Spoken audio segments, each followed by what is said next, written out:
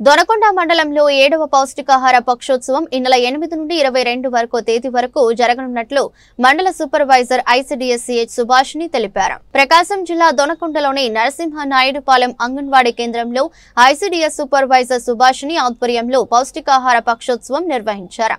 ఈ కార్యక్రమంలో భాగంగా స్థానిక ఏఎన్ఎం గర్భవతులకు రక్తహీనతపై అవగాహన కల్పించి టెస్టులు నిర్వహించారు. అనంతరం చిన్న పిల్లల్లో బరువు తక్కువగా ఉండడానికి గమనించి పిల్లల బరువులు ఎత్తులు పరీక్షించి తల్లులకు సిబ్బంది ద్వారా అవగాహన కల్పించడం జరిగింది. అనంతరం ఏఎన్ఎం మాట్లాడుతూ బాలింతలు గర్భవతులు తీసుకోవాల్సిన జాగ్రత్తల గురించి పిల్లలకి సరైన సమయంలో ఆహార అలవాట్లు సూచనలు సలహాలు తెలియజేస్తూ అంగన్వాడీ సెంటర్లో ఇచ్చే ఫీడింగ్ గురించి చెప్పడం జరిగింది. అలాగే కార్యక్రమంలో తల్లిదండ్రులకు వైద్య పరీక్షలను గురించి హాస్పిటల్ యొక్క కాన్పులను గురించి వివరిస్తూ పలు సూచనలు సలహాలు ఇచ్చారు.